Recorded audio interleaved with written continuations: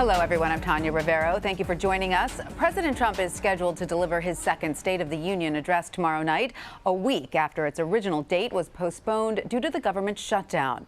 The president, First Lady Melania, and son Barron arrived back at the White House last night after watching the first half of the Super Bowl at the Trump Golf Club in West Palm Beach, Florida. This year, President Trump will be giving his address in a Democrat-controlled House chamber. In his Sunday interview with Face the Nation, moderator Margaret Brennan, the president pushed off concerns that those House Democrats would launch impeachment proceedings against him. Are you prepared for an attempt to impeach you? The only way they can win, because they can't win the election, is to bring out the artificial way of impeachment. And the problem is you can't impeach somebody for doing the best job of any president in the history of our country for the first 2 years. And people have seen and people have watched what we've done, whether it's tax cuts. No, it's political, but you know, it's supposed to be high crimes and misdemeanors. Well, there was no high crime. There was no misdemeanor. There was no problem whatsoever. The only thing I've done is created maybe the best economy we've had in the history of our country. And the only way they can win, I look at these folks with the horrible situation right now on abortion, where they're saying late term. They're not even talking about late term. They're talking about the baby is born and they can kill this child, this innocent child. What they're doing on abortion, what they're doing on high taxes, what they're doing at the border, what they're doing in so many different ways. They want to cut our military. They want to take our wealth and give it away. They want to tax people, not 70%, it's 100%, because what they want to do, you'd have to quadruple taxes. You wouldn't have enough money anywhere throughout the whole world. You wouldn't have enough money. So if you look at what they're running on, they can't win. So the only way they could possibly beat me, because they're not going to win the election, and they understand that.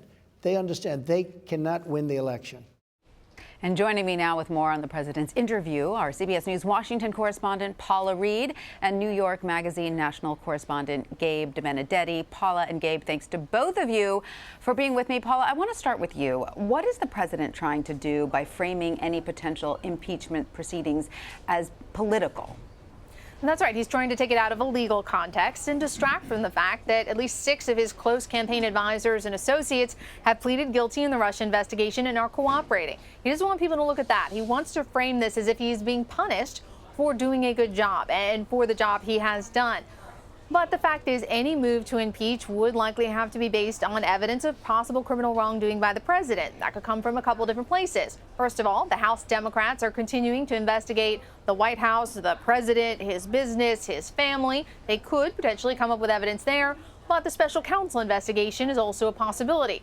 Tanya, right now, there is no evidence that I've seen that the president was engaged in a conspiracy with Russia to help win the election. But there are questions about obstruction of justice, and investigators continue to look at whether the president or anyone else, but specifically the president when it comes to impeachment, tried to tamper with witnesses, discourage them from cooperating by offering pardons, whether comments he made to his justice officials were part of an effort to influence this election or, this investigation, or whether he in any way directed anyone or knew that someone tried to lie to Congress. These are all the questions the special counsel is investigating, and depending on what they come up with, then impeachment proceedings could begin. But again, he's trying to get ahead of that and frame anything that happens as political, not legal. So, Gabe, let's look at history. Only 2 presidents, Andrew Johnson and Bill Clinton, have ever been impeached by the House. They were then acquitted by the Senate. Wouldn't something similar happen if the House were to impeach President Trump? Well, sure, and there's a reason, of course, that House Democrats aren't actually talking about impeaching President Trump. Not the leadership, anyway. Basically, the way that they've been talking about this is we're going to continue to investigate. This is the House Democrats speaking. And if we find something, and if we can make the case nationally, then sure, we'll talk about impeachment. We will, over time, build the case. And then we'll take it to a vote, and then maybe the Senate will get there. But right now, of course not. You need 2/3 of a vote in the Senate to remove the president. And there's no way that they could get there right now. Republicans, of course, control the Senate. And it does seem as if the Democrats don't think this is a winning strategy for them. Well, the Democrats are basically split on this, but one thing that there is a pretty big consensus around is just don't talk about it right now. There's no need to talk about it. Maybe down the line this could be useful, but it's really very telling when you see the leadership of the Democratic Party essentially say, Are we going to rule out impeachment? Of course not. But is it useful for us to talk about right now? No, there's a reason that you have Republicans talking about it more than you have Democrats. Absolutely. All right, so I'd like to play a clip from the president's interview when he was asked about the release of special counsel Robert Mueller's investigation. Let's listen. Would you make the Mueller report public because you say there's nothing in there? It's totally Congress up to the can subpoena Attorney it General. anyway, though. Totally up to the But what do Attorney you want General. them to do? Even the Mueller report said it had nothing to do with the campaign. When you look at some of the people and the events, it had nothing to do. You wouldn't have a problem if it became public. Excuse me. No, it's up to the Attorney General. I don't know. It depends. I have no idea what it's going to say. So, Paula, you heard President Trump leave the decision up to Attorney General nominee William Barr. So if it does come down to Barr, do you think it's likely the public will see the entire Mueller report? I think it's unlikely the public will see the entire report, Tanya, because most of this report will contain confidential information. And there was no legal requirement that the full report be made public. Barr has suggested that he will make public a summary.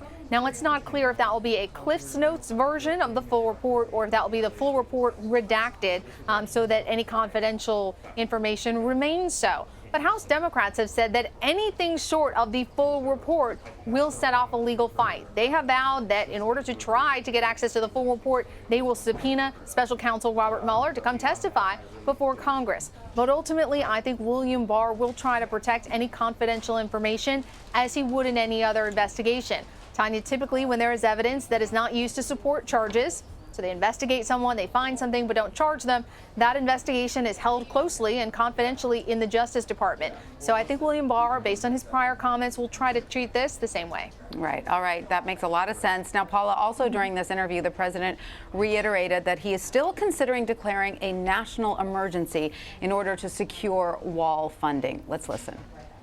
Would you shut down the government again? Well, we're going to have to see what happens on February 15th. And You're not taking it off the table? Well, I don't take anything off the table. I don't like to take things off the table. It's that alternative. It's national emergency. It's other things. And, you know, there have been plenty national emergencies called. So he sounds like he's laying the groundwork a little bit there, Paula, Yeah. but can you tell us the legal challenges a national emergency would face and if that might be factoring into the president's final decision? Well, even members of the president's own party acknowledge that any attempt to go this route, to circumvent Congress, to pursue a national emergency, to free up defense funding to build a wall, it's going to be met with legal challenges, ones that he may not be able to win.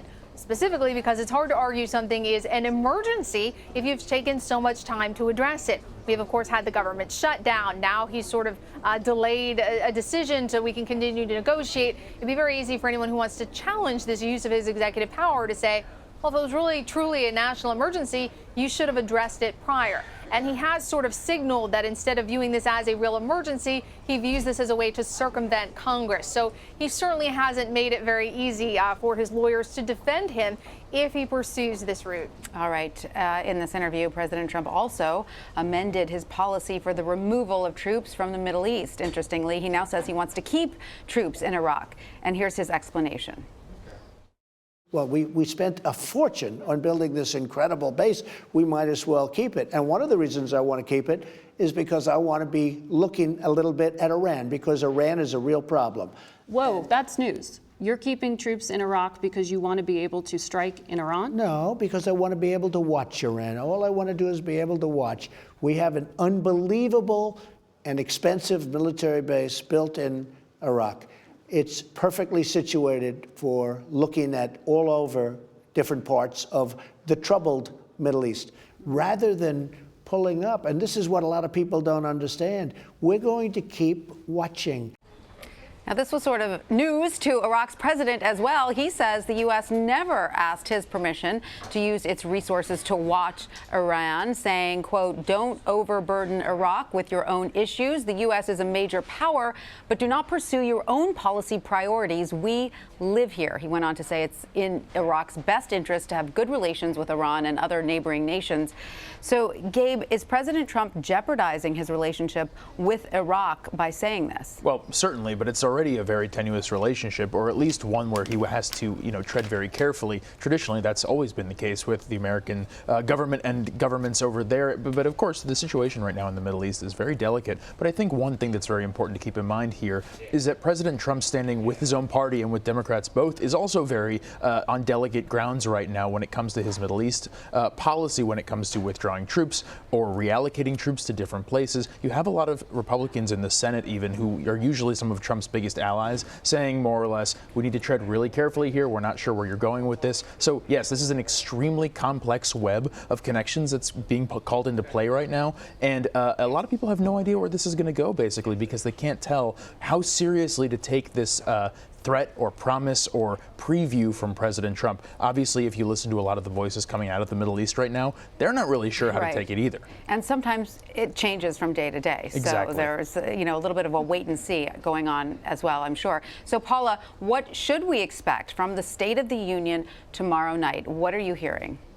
Well, certainly the president will use this opportunity to once again make his case for border wall. But Tanya, I also think you're going to see the president take this opportunity to expound on other domestic priorities, specifically infrastructure, something that he campaigned on, has broad-based support, and drug prices as well. I mean, these are the kind of issues that have broad appeal, things he has tried to work on while he was in office. I don't know how much he has to deliver on either, particularly infrastructure, but bringing them up again. I mean, that's what he needs to do to prepare for 2020. You can't just hope to win based on your fight for a wall, especially if you show up to 2020 without a wall. So I think you're also going to see him try to broaden it out to other domestic concerns. All right, Paula, Reid and Gabe Debenedetti, thanks to both of you.